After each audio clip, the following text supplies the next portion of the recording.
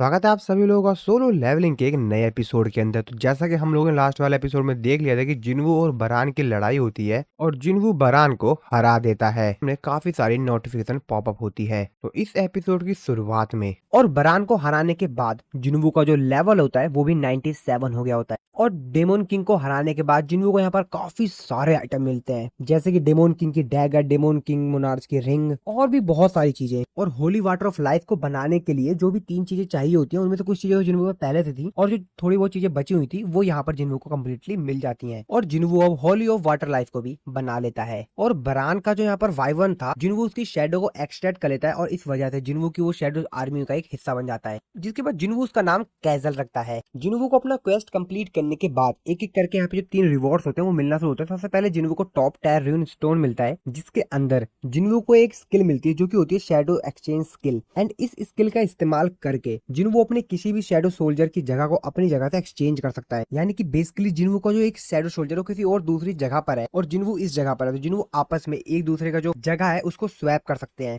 Basically इसको teleportation कहा जा सकता है। जिसके बाद जिन्वू एजिल से कहता है कि तुम अपने फादर के पास अकेली चले जाना, मैं यहाँ से अभी जा रहा हूँ। और जिन्वू ऐसा कहकर वहां से टेलीपोर्ट हो जाता है। और हाँ दोस्तों, जिन्वू अगर शेडो एक्सचेंज को एक बार एक्टिवेट कर दे, जिसके बाद जिन्वू सेम स्किल का 3 घंटे बाद दोबारा से इस्तेमाल कर सकता है। जिसके बाद हम लोग फिर से हंटर एसोसिएशन का सीन देखते हैं, जहाँ पे मिस्टर च्यूल सभी लोगों को बता रहे होते हैं कि ये जो वीडियो है ये जापान से भेजी गई है और इस पिक्चर को सैटेलाइट कैमरे से खींचा गया है, जो कि माना डिटेक्ट कर सकता है। और फिर यहाँ पर इनको जो भी डॉक्यूमेंट्स दिया था मिस्टर गोटो की इंटरप्रेटर ने, वो यहाँ पर सारे डॉक्यूमेंट्स पढ़ लेते हैं। उस डॉक्यूमेंट्स के हिसाब से जो एंड्स हैं ये अपने नई जनरेशन के साथ काफी ज्यादा इवॉल्व हो जाती हैं। जैसे कि इनकी जो पहली जनरेशन थी वो नॉर्मल थी, उसके बाद वाली और भी ताकतवर हुई और उसके नेक्स्ट जनरेशन वाली ताकतवर के साथ साथ उड़ भी सकती थी। और भी ऐसे ऐसे जैसे जैसे नेक्स्ट जनरेशन आता जाएगा ये लोग और भी यार धीरे अपग्रेड होते जाएंगे। और जैसा कि इनका जो लाइफ स्पैन होता है वो बहुत ही कम होता है, 1 साल का, तो हर साल इनकी जो जनरेशन है वो नई आती है और ये लोग हर साल अपग्रेड होते जाते हैं। जिसके बाद मिस्टर च्यूल से कहते हैं कि मेरे को एक चीज की दिक्कत लग रही है, अगर एंड्स को ये पता लग जाए कि उनकी जो क्वीन है वो खतरे में है तो फिर तो ये दिक्कत हो सकती है ना, वो आपस में बातचीत करके क्या कारनामा करेंगे, वो तो फिर दिक्कत खड़ी कर देगा ना। जिसपे मिस्टर च्यूल उनको बताते हैं कि हम लोग वहां पर जैमिंग सिग्नल का इस्तेमाल करेंगे, कि जो एंड्स होते हैं वो कम्युनिकेट करती हैं एक दूसरे से स्पेशल वेव्स के थ्रू। तो हम लोग वहां पर रेडियो सिग्नल का इस्तेमाल करके उन लोगों को कंफ्यूज कर देंगे। जिसपे मिस्टर को कहते हैं ओह तो चलो ठीक है, मतलब हमको सिर्फ क्वीन और उनके जो गार्ड हैं उनकी चिंता करनी है। अब तभी मिस्टर को एकदम से खड़े हो जाते हैं, कहते हैं ये क्या था अभी। मिस्टर च्यूल से पूछते हैं क्या हो मिस्टर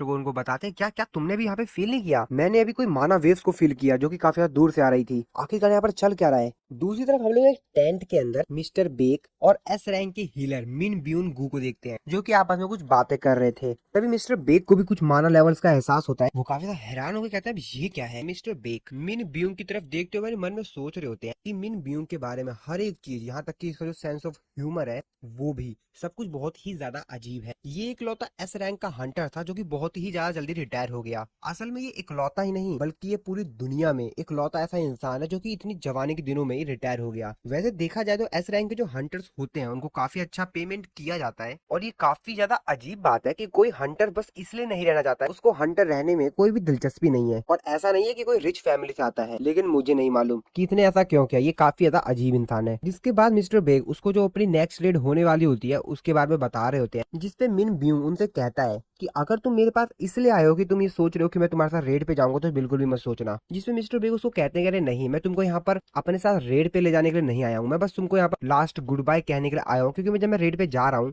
अब मुझे नहीं मालूम कि मैं उस रेड से वापस आ भी पाऊंगा या नहीं, तो मैंने सोचा मैं तुमको लास्ट गुड बाय कह दूं। जिसके बाद मिन ब्यूंग उसको बताता है कि मैं एक टीचर बनने की सोच रहा हूँ और इसीलिए मैं टीचर सर्टिफिकेट एग्जाम जो है वो उसके लिए तैयारी कर रहा हूँ। मैं सिर्फ एक टीचर बनना चाहता हूँ और उसके बाद अपनी जो लाइफ है वो एकदम नॉर्मली जीना चाहता हूँ। जिसके बाद सुनने के बाद मिस्टर बेग कहता है ओह तो ये बात है। मिन ब्यूंग मिस्टर बेग को आगे बताते हैं कि शायद तुमको ये बात मालूम ही होगी कि यूजिन कंस्ट्रक्शन ने मेरे को अपने गिल्ड को ज्वाइन करने के लिए कहा था, क्योंकि वो लोग काफी ज्यादा जो एक्सपीरियंस हंटर्स हैं उनको ढूंढ रहे थे, तो इसीलिए उन्होंने मेरे से कांटेक्ट किया और मेरे को काफी अच्छा ऑफर भी किया। उन्होंने मेरे को ऑफर किया गिल्ड मास्टर की पोजीशन के लिए, लेकिन जैसा कि अब मैं रिटायर हो चुका हूँ तो मैंने उनको साफ साफ मना कर दिया। यहाँ तक कि यूजिन कंस्ट्रक्शन ही नहीं, बाकी अदर अदर जो कंपनीज है, अदर जो गिल्ड्स हैं, वो लोग भी मेरे को डिफरेंट डिफरेंट ऑफर्स दे रहे हैं, लेकिन मेरे को इनमें कोई भी दिलचस्पी नहीं है। और मेरे को एक ऐसी जॉब पसंद नहीं है जहाँ पे मेरे को किसी को मारना पड़े या शायद एक दिन मैं भी मारा जाऊँ, और इसीलिए मैं टीचर सर्टिफिकेट एग्जाम को देने जा रहा हूँ, जिसके बाद मैं एक टीचर बन जाऊंगा और मैं सोच रहा हूँ कि मैं हिस्ट्री का टीचर बन जाऊँ। जिसपे मिस्टर बे कहता है ओह हिस्ट्री का टीचर, वैसे क्यों? जिसको वो बताता है यार तुमको मालूम तो है ना कि मैं हिस्ट्री से कितना ज्यादा प्रेम करता हूँ, मेरे को बहुत ही अच्छा लगता है हिस्ट्री के बारे में जानना और बताना। इसके बाद ये लोग और भी थोड़ी बहुत बातचीत करते हैं। इसके बाद अगले सीन में हम लोग जिन्वू को देखते हैं जो कि हॉस्पिटल में आया हुआ होता है। काफी ज्यादा रात हो गई होती है और इसीलिए जिन्वू खिड़की से अपने मॉम के रूम में आता है। जिन्वू अपने मन में सोचते हुए कहता है कि अगर कुछ भी गलत हुआ तो कुछ भी सुधारा नहीं जा सकता, और जहां तक मेरे को लगता है होली वाटर ऑफ लाइफ शायद इतना ज्यादा कैपेबल होगा कि वो इनको ठीक कर सके। मैं गारंटी के साथ कुछ भी नहीं कह सकता हूँ, लेकिन जहां तक मैंने इस बारे में पढ़ा है ऐसा शायद हो सकता है।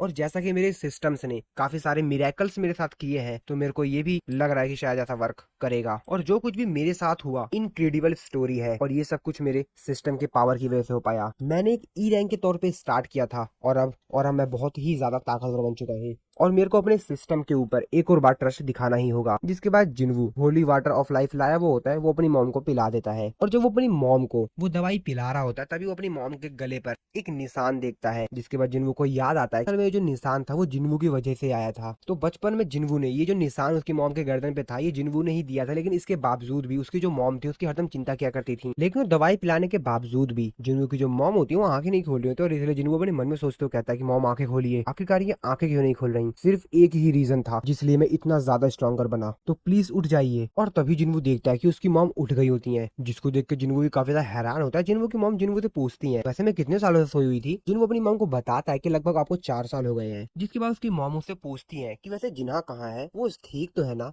जिन्वू उनको बताता है कि हाँ सब कुछ ठीक है। जिन्वू की मॉम उसको थैंक्स बोलती है और उसको कहती है कि जिन्वू तुम अपना प्रॉमिस नहीं भूले। और ये बात सुनने के बाद जिन्वू काफी ज्यादा इमोशनल हो जाता है और उसकी आंखों में से आंसू आ जाते हैं। इसके बाद हम लोग हॉस्पिटल के अंदर ही एक डॉक्टर को देखते हैं जो कि दूसरे डॉक्टर को बताता है कि वो उठ गई। जिसकी बात सुनने के बाद वो जो हेड डॉक्टर होता है वो ये बात सुनने के बाद काफी ज्यादा हैरान होता है, कहता है क्या? जिसपे डॉक्टर उसको बताता है कि उस पेशेंट का जो गार्जियन है वो उनको हॉस्पिटल से डिस्चार्ज करने कह रहा है और अभी और इसी वक्त, तो अब हमको क्या करना चाहिए? जिसपे हेड डॉक्टर उसको बताता है कि अरे नहीं बिल्कुल नहीं, उनकी जो कंडीशन है वो बहुत ही ज्यादा खराब है और उनको लगभग 4 साल हो गए हैं और वो तो यहाँ तक कि चल भी नहीं पा रहे हैं। जिसपे डॉक्टर उसको बताता है हमने उनके जो टेस्ट है वो दोबारा से किए और उनके जितने भी टेस्ट है वो नॉर्मल आए हैं, यहाँ तक कि वो पूरी तरीके से हेल्थी हो गई है और अपने पैरों पर खुद के दम पर चल पा रहे हैं। जिसकी बात सुनने के बाद वो जो डॉक्टर होता है काफी ज्यादा हैरान हो जाता है। वो कहता है कि आखिरकार ऐसा हो कैसे सकता है? पिछले 4 साल से वो बिल्कुल भी नहीं हिली है और आज इस तरीके से कुछ ठीक कैसे हो गया? अब उसको भी यार यहाँ पे कंफ्यूजन हो रही होती है कि आखिरकार मेरे को करना क्या चाहिए। जिसके वो सोचता है कि मेरे को सबसे पहले मेडिकल कम्युनिटी जो है उनको इस चीज के बारे में इन्फॉर्म करना चाहिए और आगे जो मेरे को करना है मैं उनसे बात ही कर लूंगा। तभी जो डॉक्टर होता है वो हेड डॉक्टर को बताता है काफी ज्यादा परेशान सिर्फ इसीलिए हूँ क्योंकि उनके साथ यानी जो पेशेंट का गार्जियन है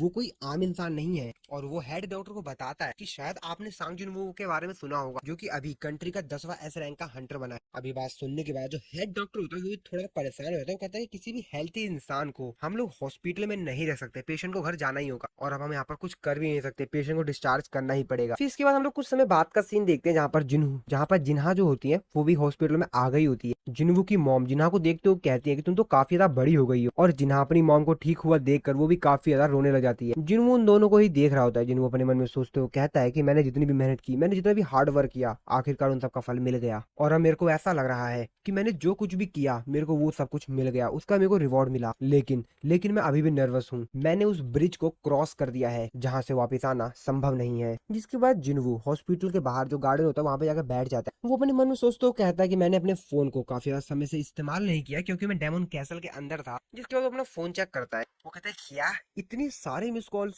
जिन्हू यहाँ पर अपने फोन में एक न्यूज आर्टिकल पढ़ता है जिसमें लिखा हुआ होता है कि आसमान में एक बीस्ट को उड़ता हुआ देखा गया है। जिन्हू कहता है यार ये न्यूज तो कहीं कैजल के बारे में तो नहीं है ना? जिसके बाद जिन्हू उस न्यूज आर्टिकल को पढ़ता है। जिन्हू अपने मन में सोचते कहता है क्या ये न्यूज रिपोर्टर किस चीज के बारे में लिख रहे हैं। जिसके बाद जिन्हू को मिस्टर गो का हंटर एसोसिएशन से फोन आता है। मिस्टर गो जिन्हू को बताते हैं कि वैसे तुमने न्यूज के बारे में तो सुन ही लिया होगा। जिन्हू अपने मन में सोचते हो कहता है कि जरूर ये यहाँ पर कैजल के बारे में ही बात कर रहे हैं। यार ये न्यूज तो काफी तेजी से फैल रही है। लेकिन तभी जिन्हू को एहसास हो जाता है कि मिस्टर गो जो है वो किसी और चीज के बारे में बात कर रहे हैं। तो मिस्टर गो यहाँ पर एंट मॉन्स्टर्स के बारे में बात कर रहे होते हैं और जिन्हू को लगा होता है वो काइजल के बारे में बात कर रहे हैं। जिन्हू उनको बताता है मैंने अपना फोन चेक नहीं किया, तो क्या मेरे को बता सकते हैं आप किस चीज के बारे में बात कर रहे हैं? जिसपे मिस्टर को कहते हैं कि लगता है तुमको कुछ भी नहीं मालूम, तुम मेरे ऑफिस आ जाओ, मैं तुमको वहाँ पर अच्छे से बताता हूँ। जिसके बाद जिन्वू पहुंच जाता है हंटर एसोसिएशन मिस्टर गो के पास। मिस्टर गो जिन्वू को बताते हैं कि हमारा जो ऑपरेशन है वो 4 दिन के बाद स्टार्ट होने वाला है और हम लोग जीजू आइलैंड पे जाने वाले हैं ताकि हम लोग उन एंड्स मॉन्स्टर को खत्म कर सके। लेकिन उससे पहले हमको तुम्हारी मदद चाहिए होगी मिस्टर सांग जिन्वू। मिस्टर गो जिन्वू से बोलते हैं कि प्लीज तुम हमारे साथ लड़ाई करो। तभी जिन्वू एकदम से चौंक जाता है, उसको कोई माना वेव सेंस होती है जिसको देखकर मिस्टर को कहते हैं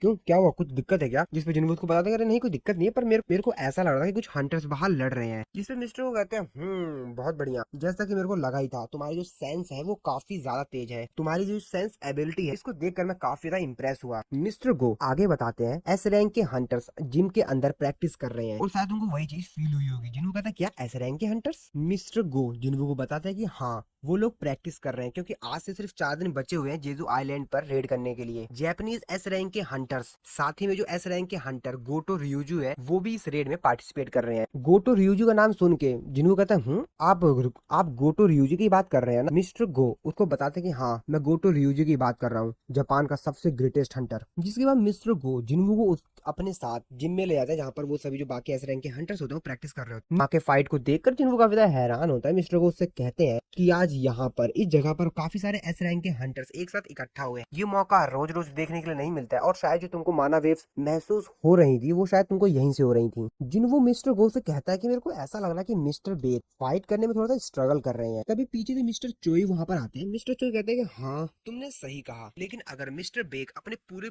फोर्स के साथ उसके ऊपर अटैक करेंगे तो शायद वो हंटर उनको संभाल भी ना पाए। क्यों? वैसे मिस्टर बेग के पास एक एबिलिटी है जो वो काफी ज्यादा सीरियस होते हैं तो अपने आप को एक मॉन्स्टर में ट्रांसफॉर्म कर लेते हैं। जिसकी बात सुन के जिन्हों अपने मन में सोचते हो कहता तो आखिरकार जो रूमर्स थे वो एकदम सही थे कि मिस्टर बेग अपने आप को ट्रांसफॉर्म कर सकते हैं। इसके बाद हम लोग को यहाँ पर काफी सारे एस रैंक के जो हंटर्स होते हैं उनका इंट्रोडक्शन करवाया जाता है, लेकिन आप लोग चिंता मत कीजिए, जो जिस हंटर्स की जब जरूरत होगी तभी उसका नाम मैं इंट्रोड्यूस करवा दूंगा। इसके बाद यहाँ पर काफी सारे जो एस रैंक के हंटर्स होते हैं वो अपनी अपनी प्रैक्टिस कर रहे होते हैं। तभी उनमें से जो एक एस रैंक की हंटर होती है वो मिस्टर गोटो रियोजी की असिस्टेंट होती है, उससे पूछती है कि वैसे वो कौन है, जिसपे उनकी असिस्टेंट उसको बताती है कि वो सांगिन वू है जो कि अभी जल्द ही एक एस रैंक का हंटर बना है। तभी मिस्टर गोटो रियोजी कहते हैं कि जरूर वो एक एक्सेप्शनल असैसिन होगा, जिसपे उनकी असिस्टेंट उनको बताती है कि नहीं वो एक मेज टाइप का हंटर है। जिसकी बात सुनने के बाद मिस्टर गोटो कहते हैं क्या ये तो नामुमकिन है, लेकिन उनकी असिस्टेंट उनको कंफर्म करके बताते हैं नहीं ये एक मेज टाइप का हंटर ही है, ये बात ऑफिशियल्स ने कंफर्म की है। जिसके बाद बाकी सभी जो एस रैंक के हंटर्स होते हैं आसपास वो सभी के सभी जिन्हों के बारे में ही बात करने लग जाते हैं। तभी यहाँ पे मिस्टर गोटो रियोजी की जो असिस्टेंट होती है कोरिया के जो हंटर्स होते हैं उनके बारे में कुछ बातें बोलते हैं कि इन्हें क्या लगता है कि ये साउथ कोरिया के सबसे ज्यादा स्ट्रॉन्गेस्ट हंटर है, ये लोग सिर्फ एक नॉर्मल हंटर है। मिस्टर गोटो रियोजी भी कहते हैं अच्छा तो तुमको भी ऐसा लगता है क्या? और ये लोग इसी तरीके से बात कर रहे हो तो एक्चुअल में ये दोनों जापानीज में बात कर रहे होते हैं, इसीलिए लोग इस तरीके से खुल के बात कर रहे होते हैं क्योंकि बाकी लोगों को समझ नहीं आएगा। तभी यहाँ पर पार्क जोंगसू आ जाता है जो कि एक ए रैंक का हंटर है और ये नाइट गिल्ड का गिल्ड मास्टर भी है। मिस्टर ग्योटी जो असिस्टेंट होती है उससे कहता है कि क्या तुमने अभी क्या कहा कि साउथ कोरिया के जो हंटर्स हैं वो नॉर्मल हंटर्स हैं? सिर्फ तुम्हें क्या लगता है, तुमने सोचा कि तुम ये कुछ बातें जापानीज में कर रहे हो तो यहाँ पर किसी को कुछ मालूम भी नहीं चलेगा? तुमको मैं बता दूं कि मेरे को जापानीज आती है, मैंने अपने हाई स्कूल में सीखा था क्योंकि जापानीज मेरी सेकंड लैंग्वेज थी, तो मुझे मालूम है तुम लोग क्या बातें कर रहे हो। तभी यहाँ पर मिस्टर पार्क का जो असिस्टेंट होता है वो यहाँ पर उसके ऊपर बौखलाने लगा था, तुम जानती हो ये कौन है? ये नाइट गिल्ड के गिल्ड मास्टर है, तुम्हारी हिम्मत कहते हो हमारे एस रैंक के हंटर्स के बारे में इस तरीके से बात करने की? और फिर वो काफी ज्यादा तेजी से उनके ऊपर गुस्सा करते हुए उनको बहुत कुछ सुना रहा होता है। तभी मिस्टर पार्क उसको रोकते हुए कहते हैं हाँ ठीक है आप शांत हो जाओ। तभी यहाँ पर मिस्टर गोटो रियोजी की जो असिस्टेंट होती है वो मिस्टर पार्क से बोलती है कि कहीं आप जेजो आइलैंड के रेड को ज्वाइन करने की तो नहीं सोच रहे हैं ना? वैसे मैं आपको बता दूं कि उसमें सिर्फ एस रैंक के हंटर ही अलाउड है, इंटरप्रिटेटर हो तो उसी की तरह रहो, ज्यादा उड़ने की कोशिश मत करो। जिसपे जो यहाँ पर असिस्टेंट होती है वो कहते हैं अच्छा तो तुम क्या मेरे से लड़ने की सोच रहे हो क्या? इसके बाद वो उन लोगों को बताती है कि मेरा नाम हानेकावा है और मैं जापान की एक ए रैंक की हंटर। तुमको लग रहा होगा कि मैं सिर्फ एक इंटरप्रिटेटर हूँ, लेकिन उसके साथ साथ मैं एक ए रैंक की हंटर भी हूँ। ऊपर से सांगिन वू और मिस्टर चोई ये सब कुछ कलेश जो नीचे हो रहा था ये देख रहे होते, जिन वो भी अपने मन में सोचते हो कहता है अरे यार ये चल क्या रहा है यहाँ कोरिया के और जापानीज के ए रैंक के हंटर्स के बीच में फाइट क्या कर रहे हैं भाई ये लोग। मिस्टर चोई जिन वो से कहते हैं ये थोड़ा सा इंटरेस्टिंग लग रहा है। और नीचे हम लोग देखते हैं कि यहाँ पर दोनों को दोनों मिस्टर पार्क और जो असिस्टेंट होती है मिस्टर गोटो रियोजी की ये दोनों फाइट करने के लिए रेडी हो जाते हैं। मिस्टर पार्क उसको बताते हैं कि सिंपल रूल है, हम दोनों में से जो भी सबसे पहले कलाई पकड़ लेगा वो जीत जाएगा और जो नहीं पकड़ पाया वो हार जाएगा। जिसके बाद हानाकावा जो होती है वो यहाँ पर काफी ज्यादा तेजी से मिस्टर पार्क के ऊपर अटैक करती है, बहुत ज्यादा तेजी से, लेकिन मिस्टर पार्क उसके सारे अटैक को डॉज कर रहे होते हैं। वही देख के काफी ज्यादा हैरान होती है। मिस्टर पार्क को बताते हैं कि तुम्हें क्या लगा कि तुम मेरे को इतनी आसानी से हरा दोगी। हानाकावा उससे कहती है कि ठीक है, मैं तुमको पहचानने में थोड़ी सी गलती कर गई, लेकिन कोई नहीं। वो फिर से काफी ज्यादा तेजी से उसकी तरफ बढ़ती है, लेकिन मिस्टर पार्क उसको पकड़ लेते हैं और उससे कहते हैं इंटरप्रेटर तुम थोड़ी सी स्लो हो। जिसके बाद मिस्टर गोटो ryuji जो होते हैं वो हानाकावा से कहते हैं, हानाकावा क्या आप मेरी बातों को इन सभी लोगों को बताएंगे। जिसके बाद वो बाकी सभी लोगों को बताती हैं कि मिस्टर गोटो ryuji कहना चाहते हैं जैसा कि यहाँ पर दो कंट्रीज के एस रैंक के हंटर्स और ए रैंक के हंटर्स हैं,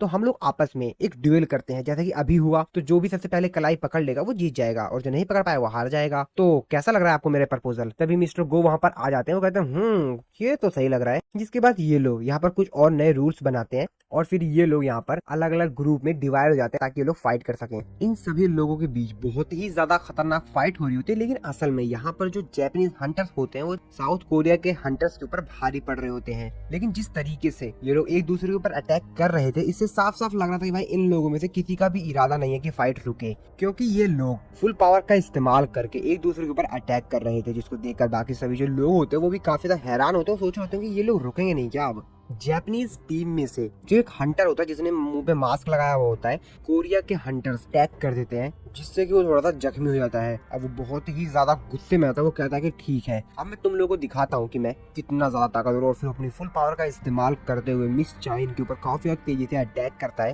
बाकी सभी जो लोग हैं वो भी ये सोच रहे होते हैं कि आखिरकार ये लोग कर क्या रहे हैं, क्योंकि फाइट तो सिर्फ नॉर्मल टास्क के लिए हुई थी, लेकिन ये जिस तरीके से फाइट कर रहे हैं अब ये बहुत बड़ी फाइट होने वाली है। लेकिन कोई भी इस फाइट को रोकना नहीं चाहता था। गोटो ryuji अपने ट्रांसलेटर से कह रहे होते हैं कि अगर इनमें से कोई भी साउथ कोरिया के हंटर्स के ऊपर अटैक करे तो तुम इस मैच को तुरंत रोक देना। लेकिन अभी चलो छोड़ो रहने दो, ये तो सिर्फ एक टेस्ट है। जैपनीज एस रैंक का हंटर काफी तेजी से मिस चाइन की तरफ काफी तेजी से आ रहा होता है उनके ऊपर अटैक करने के लिए। वो काफी ज्यादा तेजी से एक किक मिस चाइन को मारने ही वाला होता है, लेकिन उससे पहले ही मिस चाइन नोटिस करती हैं कि उसके किक को किसने रोक लिया है। तो असल में वहाँ पर सांग जिनवू आ गया था जिसने उसके अटैक को रोक लिया था। जिनवू उससे कहता है कि माफी चाहूंगा, लेकिन मेरे को लगता है तुम सभी लोग काफी ज्यादा क्रेजी हो रहे हो, ये सिर्फ एक नॉर्मल सेशन है। इस पर वो हंटर काफी ज्यादा गुस्सा होता है, वो जिनवू के ऊपर चिल्लाते हो गया था कि तू बास्टर्ड तेरी तो, और वो जिनवू के ऊपर अटैक कर पाता उससे पहले ही जिनवू उसको मदद सिखाते हुए उसको पटक के जमीन पर लगा देता है और कहता है हाँ बोल अब क्या बोल रहा है। और ये सब कुछ देख कर गोटो ryuji अपने मन में सोचते हुए कहते हैं कि इसकी मूवमेंट्स तो बहुत ही ज्यादा तेज है। जिसके बाद वो हानेकावा से पूछते हैं कि हानेकावा क्या सच में ये एक मेज टाइप का हंटर है। हानेकावा उसको बताती है कि जी सर, ऑफिशियल स्टेटमेंट जो रिलीज की गई थी उसके हिसाब से तो हाँ ये एक मेज टाइप का हंटर ही है। क्योंकि जिनवू की इतनी ज्यादा तेजी से स्पीड देखकर गोटो ryuji थोड़ा सा कंफ्यूज हो गए, तो ये सही में ये एक मेज टाइप का हंटर है ना। जिसके बाद जिनवू मिस चाइन से कहता है कि मिस चाइन, वैसे मेरे को लगता है कि साउथ कोरिया टीम को हार मान लेनी चाहिए, क्योंकि आप लोग वैसे भी हार चुके हो, तो आप लोग हार क्यों नहीं मान रहे। जिसपे मिस चाइन कहते हैं हाँ चलो ठीक है। मिस्टर बेक अपने आप से काफी ज्यादा नाराज होते हैं, वो अपने मन में सोचते हुए कहते हैं कि हम लोग जैपनीज हंटर से ज्यादा ताकतवर नहीं है, यहाँ तक कि मैंने अपने आप को मॉन्स्टर में भी ट्रांसफॉर्म कर लिया था फिर भी। जिसके बाद मिस हानाकावा मिस्टर गोटो की जो बातें होती है उसको ट्रांसलेट करके जिनवू को बता रही होती है। वो जिनवू से कहती है कि मिस्टर गोटो को आपसे कुछ कहना है, ये आपसे कह रहे हैं कि क्या आप इनके साथ 1-on-1 फाइट करेंगे। जिस पर जिनवू भी उसकी तरफ देखता है, वो मन में सोचते हुए कहता है कि 1-to-1 फाइट, तो क्या ये देखना चाहता है कि आखिरकार मैं कितना ज्यादा स्किल्ड हूँ। अब मेरे को नहीं मालूम कि इसकी असली इंटेंशन क्या है, लेकिन हाँ ये मेरे लिए काफी बेहतरीन चांस है कि मैं अपने आप को टेस्ट कर सकता हूँ कि मैं डेमोन कैसल से बाहर आने के बाद कितना ज्यादा ताकतवर बना हूँ। मिस्टर गोटो जिनवू की तरफ देख रहे होते हैं, वो अपने मन में सोचते हुए कहते हैं आखिरकार ये मेरे रहते हुए स्माइल कैसे करता है। मिस हानेकावा मिस्टर गोटो को बताती हैं कि मिस्टर गोटो, सांग जिनवू आपके साथ लड़ाई करने के लिए तैयार तो है, लेकिन उनकी एक शर्त है। मिस्टर गोटो कहते हैं क्या शर्त, कौन सी शर्त, हाँ बताओ क्या शर्त है। जिसके बाद मिस हानाकावा उनको बताती हैं कि सर ये कह रहे हैं कि आपकी फाइट की जो इनविटेशन है उसको एक्सेप्ट करेंगे सिर्फ एक ही कंडीशन पर, आपको इनसे अपनी पूरी ताकत से लड़ाई करनी होगी। मिस्टर गोटो बात सुनकर काफी ज्यादा भड़क जाता है, वो अपने मन में सोचते कहते हैं कि सीरियसली ये सच में मेरे से लड़ाई करना चाहता है ना। बाकी सभी जो लोग होते हैं आसपास जो हंटर्स होते हैं वो लोग भी सोच रहे होते हैं भाई साहब ये चल क्या रहा है यहाँ पर, ये बंदा सनक गया है क्या। मिस्टर गोटो को चैलेंज कर रहा है जो कि जापान के सबसे ज्यादा ताकत हंटरों में से एक है। मिस्टर गोटो अपने मन में सोचते हुए कहते हैं ये काफी इंटरेस्टिंग है। जैसे कि एस रैंक रैंक की हीलर शिमिज़ु यहीं पर ही है, मेरे को कोई भी दिक्कत नहीं होगी, अगर मेरे को कोई भी सीरियस इंजरी होती है तो ये मेरे को हील कर देंगी। जिसके बाद वो मिस शिमुजी से कहता है कि शिमुजी अगर कोई भी घायल होता है तो तुम उसको हील कर देना, हाँ तुम इसको भी हील कर देना, वैसे हाँ कुछ मिनटों में ही इसको तुम्हारी जरूरत पड़ेगी। तो वो जिन्वो के ऊपर उंगली करते हुए कह रहे होते हैं, जिन्वो भी इसकी तरफ देख रहा होता है, जिन्वो अपने मन में सोच रहा होता है कि ठीक है बेटा देख लूंगा तेरे को मैं। मिस चाइन अपने मन में सोचते हुए कहती है कि आइयो वैसे लड़ पाएगा,